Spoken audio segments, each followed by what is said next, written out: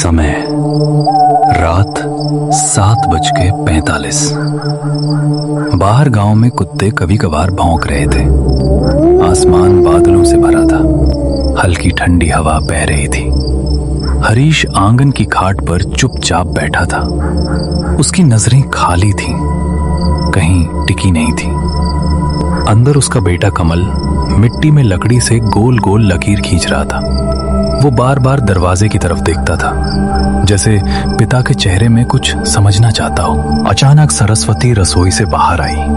गुस्सा नहीं, थोड़ा परेशान, थोड़ा थका हुआ लहजा। हरीश, रात बहुत हो गई है। ऐसे बाहर बैठे बैठे क्या सोच रहे हो? आओ खा लो। सोना नहीं है क्या?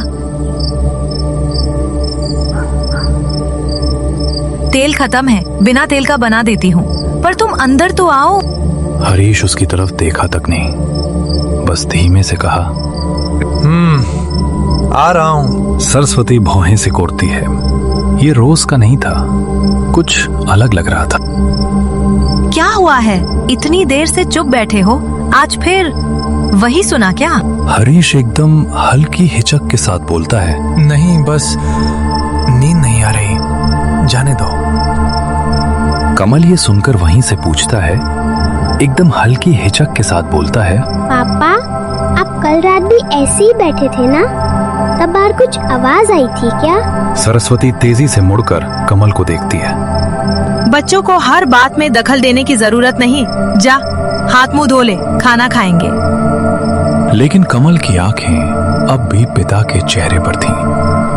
रात 8:05 होते हैं। खाना लगा दिया गया, लेकिन हरीश अंदर नहीं आता। सरस्वती बाहर जाकर उसके पास खटिया के किनारे खड़ी हो जाती है। हरीश, अगर खाना नहीं खाना तो बता दो, लेकिन ऐसे चुपचाप बैठे रहने से क्या फायदा? हरीश धीरे से सिर उठाता है। खा लूंगा, पहले दुकान तक जा रहा हूँ, तेल ले आता हूँ। अभी इस समय? दिन में कितनी बार कहा था, अभी तो खाना बन गया है। अब तो सुबह में ही जरूरत होगा तो सुबह में ले आना। अब रात में कौन दुकान खुली मिलेगी? ललई काका की दुकान रात 9 तक खुलती है, ले आऊंगा। सरस्वती कुछ बोलने ही वाली थी, पर उसकी नजर पड़ी। हरीश के चेहरे पर स्पष्ट डर था, जैसे वो दुकान जाने का बहाना बना रहा हो, क्योंकि घर में बैठे उसे कुछ खटक रहा था। हरीश मिट्टी की गली से चलता है। गांव में रात की खुशबू, चूल्हों की राख, धीमी ठंडी हवा और दूर से कोई भजन सा सुनाई देता है। चलते हुए उसकी नजर अंधेरे तरफ बार बार जाती है, जहां गांव का पुराना बबूल का पेड़ खड़ा था। दुकान पहुंचते ही ललई काका और हरई काका बाहर चारपाई पर बैठे ताश खेल रहे थे। पीली बल्ब की रोशनी आसपास की अंधेरी रात में छोटी सी गोल जगह उजली कर रही थी। काका हरीश को देखते हैं। अरे हरीश, रात बिरात क्या लेने चला आया? घर में कोई लड़ाई झगड़ा हुआ क्या? हरीश हल्की मुस्कान फेंकता है, जबरदस्ती वाली। नहीं काका, तेल खत्म था घर का। ललई काका ने नोट किया कि हरीश की आवाज जरा कांप रही है। चेहरा कहाँ खोया है रे? ठीक तो हो? हरीश नजर चुराकर बोलता है, सब ठीक है काका, बस नींद कम हो गई है आजकल। ललई काका ने नोट किया कि हरीश की आवाज जरा कांप रही है। चेहरा कहाँ खोया है रे? ठीक तो हो? हरीश नजर चुराकर बोलता है, सब ठीक है काका, बस नींद कम हो गई है आजकल। हरई काका ने एक नजर हरीश के चेहरे पर डाला और बोला, तू भी सुनता है ना वो आवाज? हरीश अंदर तक सन्न रह गया। उसने धीरे से पूछा, काका, आपको भी सुनाई देती है? हरई काका ने केवल उस दिशा में देखा, किसी ने कुछ और नहीं कहा। हरीश के चेहरे पर डर उतर आया। दुकान से तेल लेकर हरीश वापस चल पड़ा। रात 8:35 हो चुकी थी। हवा पहले से ठंडी और ज्यादा शांत, इतनी शांत कि अपने कदमों की आवाज भी तेज लगने लगती है। मिट्टी की उसी गली में पीली रोशनी अब पीछे रह गई थी। आगे सिर्फ अंधेरा और वो पुराना बबूल का पेड़।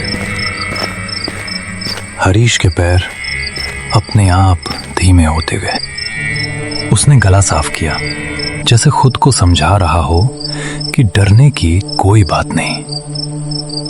लेकिन दिल की धड़कन हवा से भी ज्यादा साफ सुनाई दे रही थी। हरीश पेड़ से करीब 40-50 कदम दूर था जब अचानक हवा में एक अजीब सी कड़क आवाज आई, जैसे कोई मोटी डाल हल्की सी मुड़ी हो। हरीश वहीं रुक गया। उसने ध्यान से सुना। कुछ नहीं, बस ठंडी हवा। वो 2 कदम और बढ़ा। पेड़ अब और साफ दिखने लगा। बाकी पेड़ों के सामने बबूल का पेड़ बहुत डरावना लग रहा था, काला, ऊंचा, और उसकी टेढ़ी मेढ़ी शाखाएं जैसे आसमान को चीर रही हों। और तभी जैसे कोई चीज पेड़ की मोटी डाल पर घिसट कर घूमी हो। हरीश का दिल जैसे उछल कर गले तक आ गया। उसने तुरंत चारों तरफ देखा। कुत्ते जो हर रात इस तरफ भौंकते थे, आज पूरी तरह खामोश थे। ये क्या था? हवा या? उसने कदम तेज कर दिए, लेकिन जैसे ही वो पेड़ के बिल्कुल पास आया, पेड़ की सबसे ऊपर वाली शाखा धीरे धीरे खिंचने लगी, जैसे कोई भारी चीज शाखा से लटकी हो और हिल रही हो। हरीश का गला सूख गया। उसने ऊपर देखने की हिम्मत की। ऊपर सिर्फ काली शाखाएं थीं, लेकिन एक शाखा का सिरा धीरे से, बिल्कुल धीरे नीचे झुकने लगा, जैसे कोई अदृश्य चीज उस पर चढ़कर आगे बढ़ रही हो। हरीश पीछे हट गया। तेल की बोतल उसके हाथ से छूटकर मिट्टी में गिर गई, थप। और उसी आवाज के साथ ऊपर से टूटी सांस जैसी एक सिसकारी उतरी। ये हवा नहीं थी, ये पेड़ नहीं था, ये किसी और की सांस थी। हरीश एक पल को पत्थर की तरह जड़ हो गया। उसने सांस रोककर सुना, और फिर उसी पेड़ के अंदरूनी हिस्से से एक कर्कश, टूटी हुई औरत जैसी आवाज निकली। हवा एकदम थम गई। हरीश के पैरों ने अपने आप फूंक मारकर पीछे हटना शुरू किया। दिल धड़कना नहीं, धमाके मार रहा था। उसने हकलाते हुए कहा, कौन?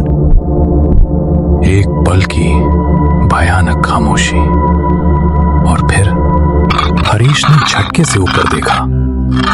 पेड़ की शाखाएं पहले से ज्यादा हिल रही थीं, लेकिन हवा बिल्कुल नहीं चल रही थी। और अचानक एक बड़ी सी काली परछाई शाखों के बीच से खिसकी, धीरे खुरचती हुई और नीचे को आने लगी। हरीश के पैरों में जैसे जान नहीं रही। उसने पीछे हटते हुए देखा, पेड़ की छाया से एक लंबा, टेढ़ा, औरत जैसा सिलूट धीरे धीरे नीचे उतर रहा था। उसका चेहरा अभी साफ नहीं दिख रहा था, लेकिन बाल लंबे, पूरी तरह उलझे हुए, हर झटके के साथ नीचे झूलते हुए। हरीश पीछे हट रहा था, लेकिन परछाई उससे तेजी से नीचे आ रही थी। उसकी सांसें टूट रही थीं।